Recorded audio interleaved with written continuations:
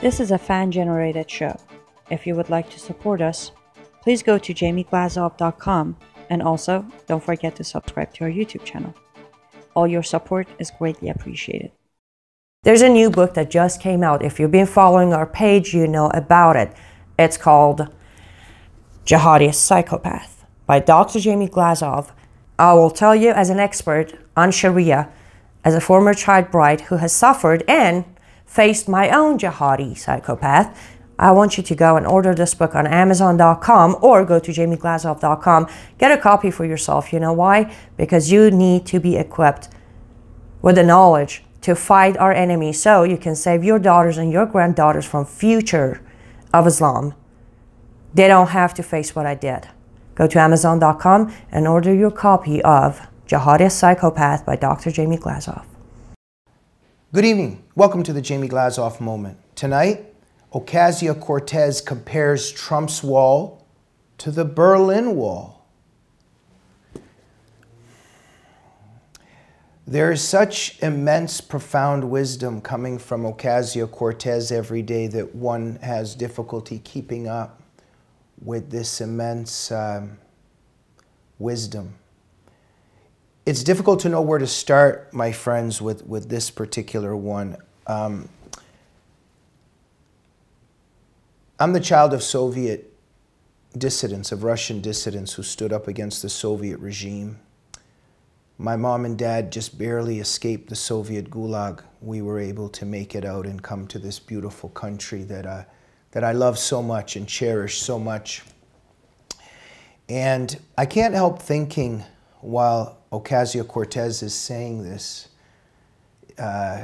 making this comparison between Trump's wall and the Berlin Wall, I couldn't help from thinking and reflecting, because I also not just know about these things, I studied them throughout my life and gave them a lot of my soul and my heart and my thoughts, including my sleepless nights, especially in my youth when I studied these things. I can't help from reflecting on the people that were shot and were killed that tried to escape East Berlin to freedom. I can't help from wondering not just the people that died trying to escape East Berlin, but that suffered in East Berlin and wanted to escape but did not. About the suffering of the people that were stuck behind the Iron Curtain overall.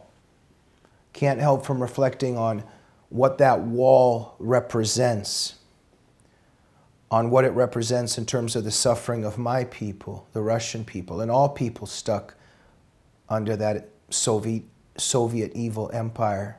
The millions and millions of people that suffered from poverty and died from starvation, suffered from persecution, died in the gulag, suffered in the gulag.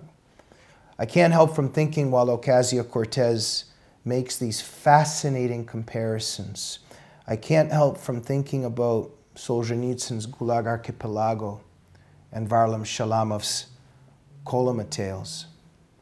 I can't help from thinking about the conservative estimate they have of some 70, 80 million people that perished during the socialist experiment in Maoist China.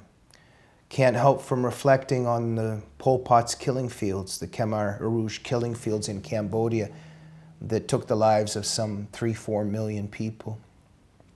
Can't help from thinking about the South Vietnamese people and the boat people and all the people that suffered under Vietnamese communism, and especially the people of South Vietnam.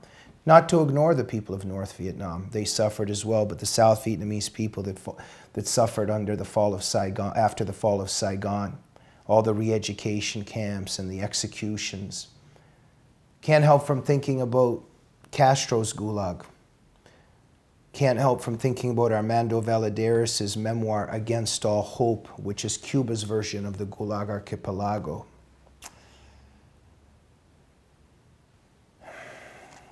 Let's play a clip of Ocasio-Cortez making this fascinating comparison between Trump's wall and the Berlin Wall, and then the fascinating aftermath of her comparison. Just really, really inspiring, mesmerizing stuff. Let me play it.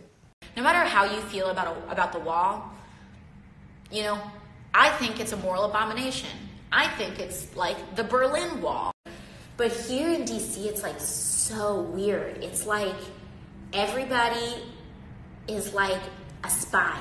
Like, it's so bizarre. It's like you could go out to get a cup of coffee and the person that's like sitting at a table in the corner of the restaurant is like, you know, like, then they go and like they text all their friends that they saw so-and-so at this cafe, and it's like triangulation, and it's super weird. It's just like super weird. So New York is really interesting because there's a lot of anonymity out in public.